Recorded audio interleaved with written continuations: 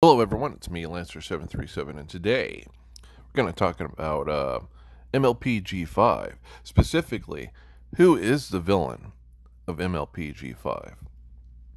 See, here's the thing. I have a pony theory. Let's get to it. In G5, it's very interesting. We've been getting footage of a new villain called Queen Opal. And there's some stuff with her that reminds me a lot of another character in MLP, and I'll get to that. But even then, for the series as a whole, she's clearly the villain. But I'd argue that there's someone that's even worse than that character, if they're not one and the same, that is.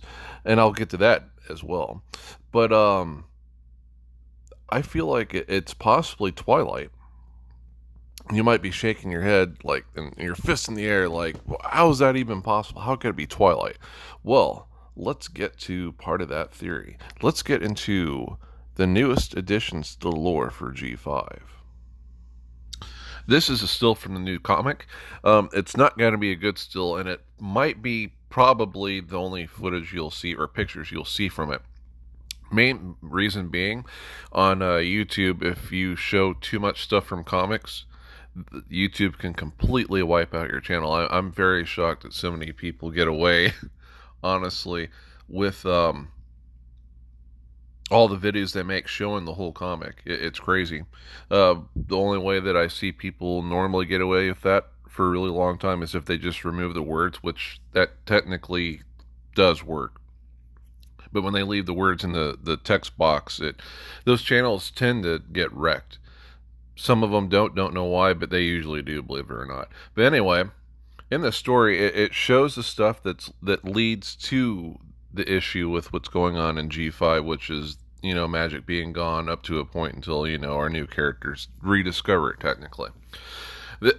This is also the gates to the new place where all the pony races will be able to study magic. And when they say pony races, all of them, they mean only unicorns, Earth ponies, and Pegasus, because of course the bat ponies, the heck with you bat ponies, the heck with you all the sea ponies and all the other unique ones. I know this will probably cause problems also, me mentioning them, because there's people that don't like it when I mention those type of ponies. But gosh dang it, the bat ponies and technically the shadow ponies at least literally make it into stuff that would be considered primary canon, if we're going to go that route where there's primary and secondary canon. Yeah, you might be scratching your head. Wait, shadow ponies in primary? Yeah, they made it in the primary one time as an Easter egg. Believe it or not, it's in material that's a prequel to the first G4 movie. But anyway, you'll notice there's emblems here that represent the four sisters. Oh, sorry, not four sisters, two sisters, and then Cadence and Celestia. Cadence and Twilight. You can see some of the emblems down here represent obviously Twilight's friends, except for it's weird. It looks like there's two lightning bolts there for Rainbow Dash, and they're missing. Okay, they have Applejack there, obviously, Fluttershy, Pinkie Pie, and then it looks like two Rainbow Dashes. There must be a mistake there. And if you look up above, it's just it almost looks like it represents Nightmare Moon.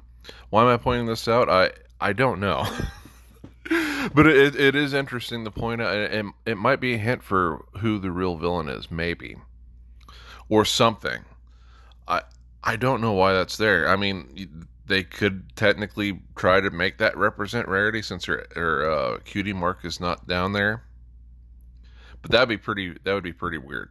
Now, anyway, so, and this is very cartoonish too. I don't approve of this. So apparently, one of the enemies of Equestria. No, sorry, not even that. I'm mixing two different storylines up. Eventually, racism happens between three of the pony kinds. Don't know how that's possible, because they pretty much get along in all the series, but now it's a problem. Now it's suddenly a problem, and Twilight's like, you know what? I know how to fix this. I'm going to take all the world's magic away. And they say that, all the world's magic. I had to make that clear because I was like, when I was hearing about the story, I was like, all the world's magic? They probably just mean unicorn and earth and um, Pegasus magic. No, it's like everyone's magic. All the dragons magic, all the changelings magic, everyone's magic. And changelings are a pony. Prove me wrong. I make people mad with that one too. But everyone's magic is gone, like literally gone. And this gets to my point. Is Twilight really the villain here? Because like there's some really, really, really, really, really dark implications with this. Twilight has effectively killed Luna and Celestia. How is this possible? Well, I mean, they wouldn't just immediately die. But I've brought this up many, many, many times. Alicorns, especially Luna and Celestia, are immortal through different acts. If you go by the Journal of the Two Sisters, Luna will stay immortal and become more powerful every single night, every time she moves the moon. It rejuvenates her in every single way, both her age, her powers, everything. Same with Celestia. As long as she's constantly moving the sun, she's constantly rejuvenated, can't die of old age, and gets more powerful with magic every single time. Removing their magic means they will die of old age. I don't know how this would work with alicorns that have lived such a long time. Maybe they would die instantly. Maybe they just hyper age and die. I don't know. But she pretty much just condemned them to death. She also technically should have condemned the whole planet to death now that no one can move the sun and moon, which leads me to think that this has to be a completely different universe. It branches from an alternate G4 universe where Luna and Celestia do not have to move the sun and moon. It does it on its own. And or Brony Notion, I always forget his new name. It's like Wave something, Wave Skipper or something. And I'm not saying that to be insulting. I really don't remember his name. But brought up that she possibly made a techno-magical device that works in unison with the clock that keeps the moon and sun going. That would be possible-ish, except for the fact it's clear that it looks like all techno-magical stuff is also depowered. So technically, that shouldn't work. I mean, they would. There's a little bit of go around behind that. You could be like, well, she took all the world's magic, but then, like, when she made this, she put a little bit back into this device. I guess that's possible, but like, she definitely condemned these two to death, and should have condemned a lot of other alicorns to death. Unfortunately, the Crystal Empire is doomed. Its magical artifacts, completely sapped of all of its magic, will mean that either the storm that is there, the unnatural part of the storm that is there, makes them all die. But you could argue that it's magic based. Well, they would still have the problem in that the whole area is really far up north, and they're also relying on their magic to keep them alive in those kind of conditions. They would have none of that stuff. Whether it be the unnatural, dark, evil storms that are there, or the natural fact that they are pretty close to the poles of their Earth, would mean they freeze to death. A lot of them would. Technically, I guess you could argue some of them would still have gear. Actually, if I remember correctly, I think like they do have some outer outposts, and they are equipped normally for cold weather conditions. But that's the thing. It looks like they've gotten too cozy with their conditions, with the magic keeping them alive, that a lot of them don't have to deal with that kind of stuff anymore. They don't have to worry about storms. They don't have to worry about being in snowy conditions, so they don't bother with having gear. So there'll be some survivors, but they'll probably leave, go back down south with everything falling apart, so many crystal ponies being destroyed. But the implications are horrible, because like it's going to mean that a lot of creatures and stuff, they're flat out going to be destroyed, unfortunately. Also, if dragons are immune to lava because of magic reasons, well, they're going to be toast. They're going to be just sitting there in their pools of lava, and then poof, up in flames and toasted reptile sticks. Also, phoenixes will never be able to resurrect ever again because of Twilight stealing all the world's magic. And this is just all the stuff on the top of my mind that would be epically wrecked because Twilight took all the world's magic because of the incident that happened in the stories. I find it highly irrational what she did. And I feel like the whole situation that happened there is irrational. Having the three ponies, the subgroups of pony races, suddenly turn on each other and start to fight each other, and then Twilight's like, I'm just gonna take all the world's magic, everyone's magic, and cause all the damage I did. This just feels incredibly irrational. But I have two theories that I think fixes and explains what happens. One's gonna be in universe. The other one will be the real reason out of universe why the writers did what they did. Now, why would suddenly all the pony subgroups, unicorns and Earth and Pegasus, suddenly just turn on each other? Well, I was trying to look at reviews for, the crossover with G4 and G5, and I accidentally stumbled into this. I wish I had known about this.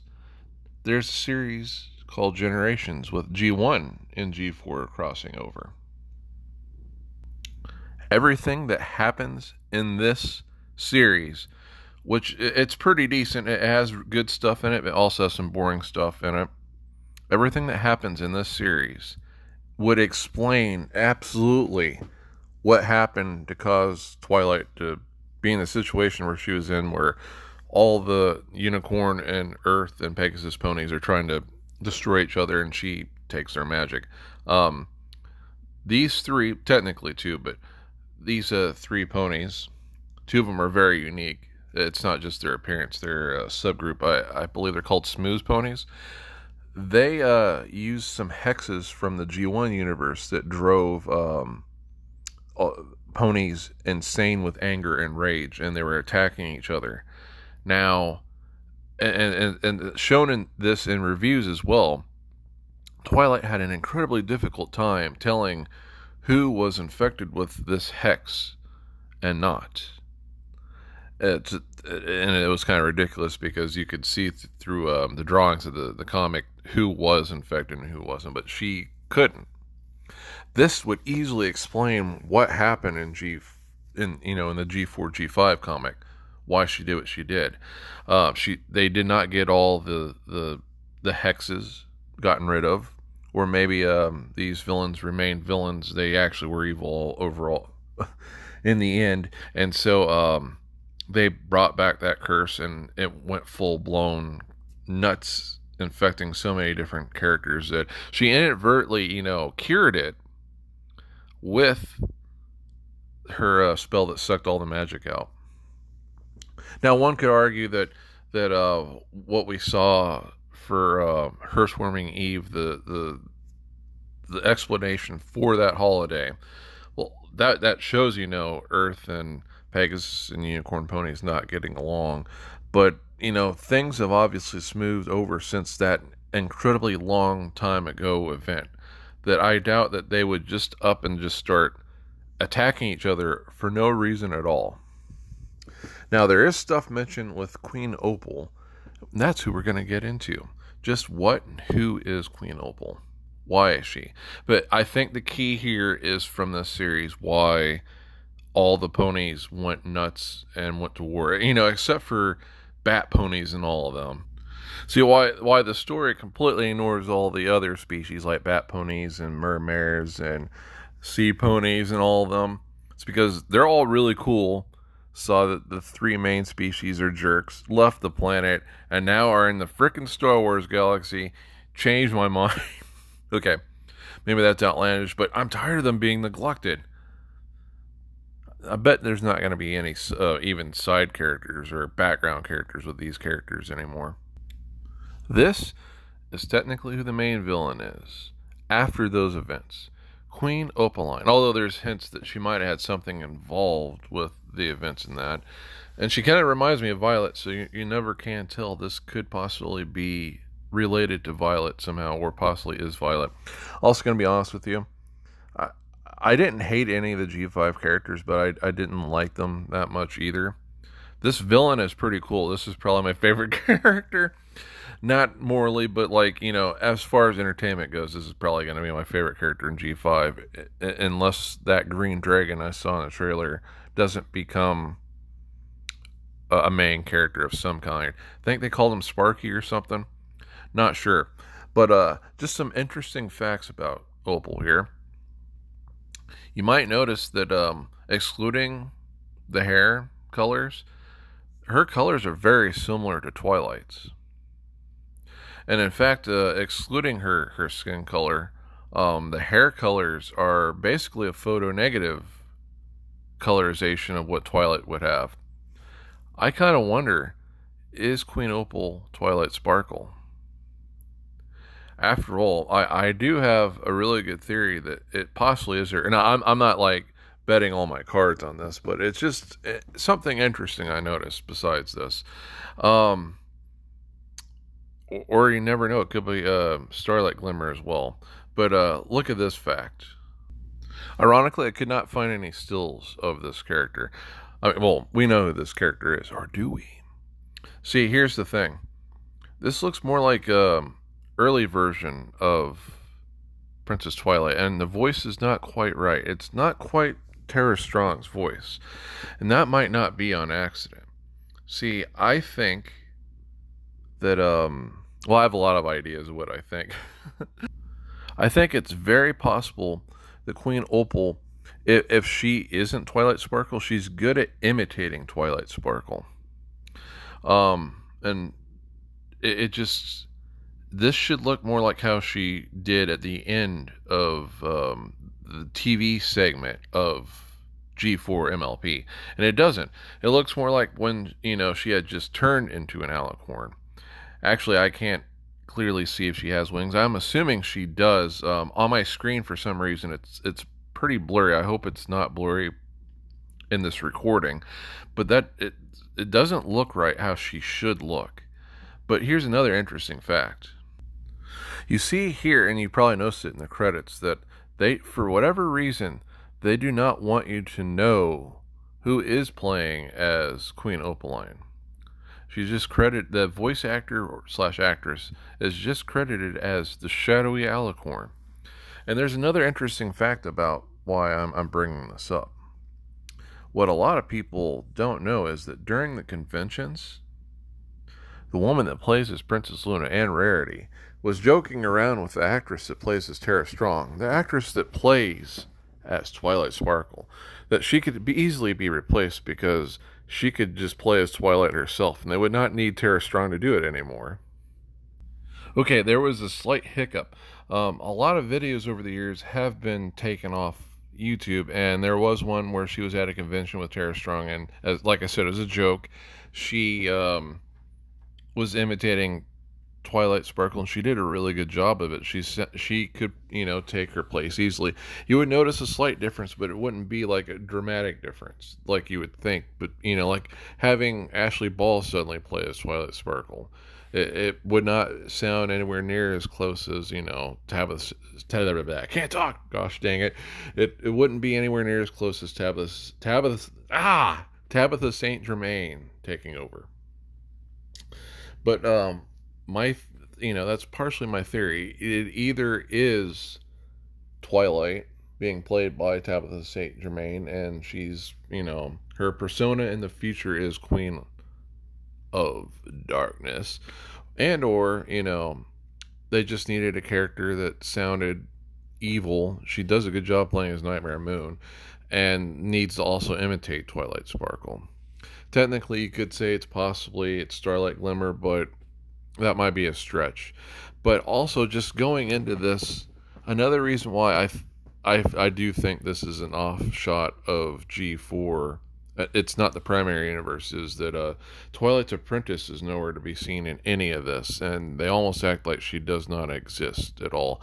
I actually would have counted Starlight as her apprentice, but even she's disappeared from this. It's pretty weird. It's like no one knows that she exists, nor Twilight's apprentice at the end of the TV segments of G4. But it's possible that Queen Opal may possibly be a remnant of a nightmare and might be Nightmare Moon or something related to her, and can also imitate other characters and is imitating Twilight Sparkle in that magical spell. She just does not look right. That's not how she should look, unless it's an old recording, and it's, it was meant for someone to find it, and she gives her peace of mind in whatever that transmission was. That's possible, but I have a feeling that's not the case here. But we'll find out. Now for out of universe explanation. Out of universe being realistically, like we're talking about writers and stuff. One thing I was very wary about with G5 is messaging they wanted to put into it. See, like when Hasbro had different ideas for how the series should go, DHX, they're the ones that actually they don't throw all the money into creating it, but they're the ones that really did own MLP in the sense, they created it. Their writers created it and stuff like that. They're the ones that crafted the universe. You can make an argument legal wise, yeah, Hasbro did, because they're the ones that paid for all the stuff for it. Well, it doesn't look like they wanted to go along with an agenda that a lot of different companies are going with nowadays. And it's, when you look at it, it's incredibly racist stuff. Really, really, really racist stuff.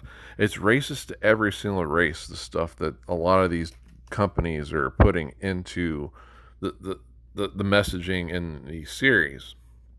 Well, as an example, and thankfully I don't think they went with it. It doesn't seem like they went with all of it. That some of it they did, but not all of it. One thing conceptualized that they wanted for G5 when they took away the rights of MLP from DHX and gave it to a different subgroup that Hasbro's funding, they wanted it so that only Earth ponies. Okay, the setting would be there's no magic, it's gone, just like how it is now. I mean, they found it already, but you get the idea. Only people of African descent could play as Earth ponies. And like that would cause a really, really big implication in that Earth ponies, played by black people, would be forced to make food for everyone else that's not black. And that's a horrible message. And a lot of people are trying to make it out this is like stuff that goes on for real. This is the real mentality of a lot of people, and it's not. It's creepy. Especially if, like, I mean, they didn't say it, but it would be even worse if they made it so that, like, all the unicorns were white and, like, they're forcing the Earth ponies to make the food for them. Like I said, that was conceptually stuff they wanted for G5, but they didn't go with it, thankfully. But it looks like there's still remnant stuff there left behind from the agenda that they were wanting to put into the series. Case in point, Queen of Line. Now, I tried researching the meaning of her name because I felt like that was a clue to just who this is, what they're about, because I'm not familiar with that name. Well, it's a type of material that you can use for pottery. Now, I might be saying it wrong. It shouldn't technically be specifically pottery, but you make you craft stuff with it, and it's really nice looking stuff. It's usually milky white. It's known like as a milky white glass style of artwork that you create with that material.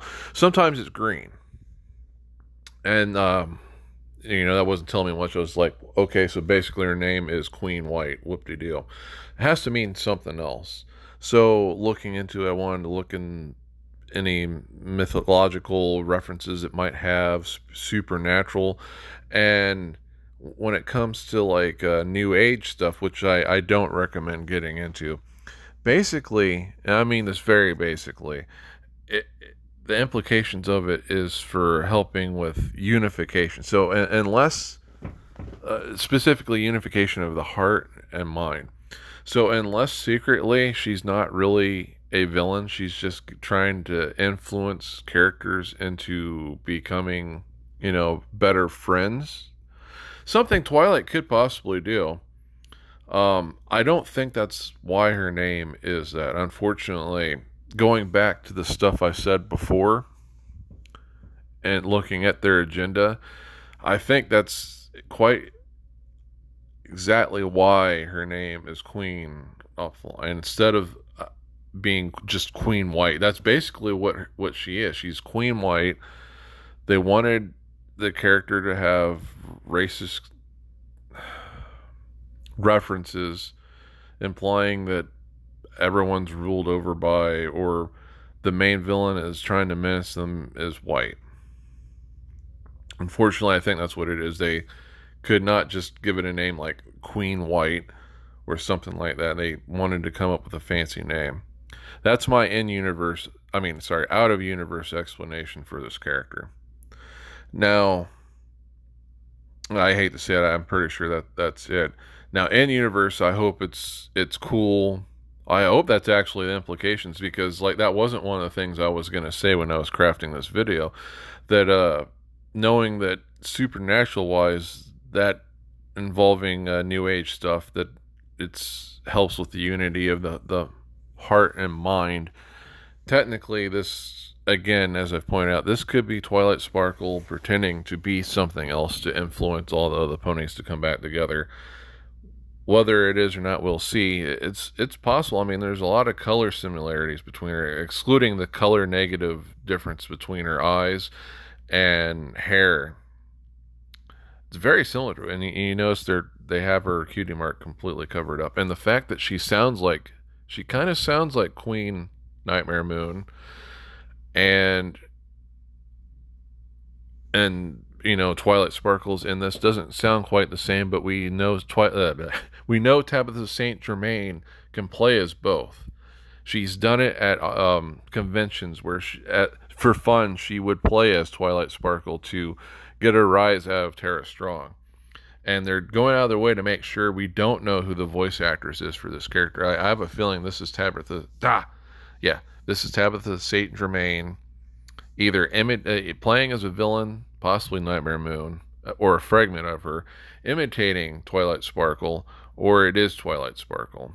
But out of universe, I think part of their agenda, they wanted to keep it in, and this was to get the point across.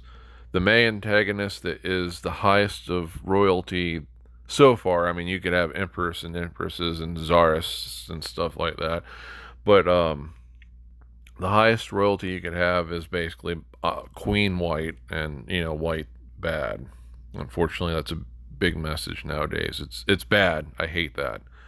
That's racist in itself. But like I said, maybe they'll do something cool with it. Maybe some of the stuff I thought could possibly be indications of who this is come true. It'll soften a lot of that stuff. But man, anyway, I hope you liked at least the in-universe explanations for the story for this character and who I think is the main villain. Because even if this is not Twilight at all, the damage Twilight has done, she's not evil, but that action was so incredibly evil that there's a lot of villains in the series, serious villains that have not caused as much damage as what Twilight Sparkle may have done, especially if this turns out to be the primary G4 universe, which I'm very certain it isn't, because there's a lot of things missing. The map is different, unless something catastrophic happened and changed the global land masses, and then her non-concern for Luna and Celestia, her non-concern for crystal ponies and phoenixes, taking away their magic, condemning them all to death. This has to be a different universe, where a lot of those things are not dependent on magic as much as they are in the primary G1. Anyway, hope you like this theory. Peace be with you, and have a great day.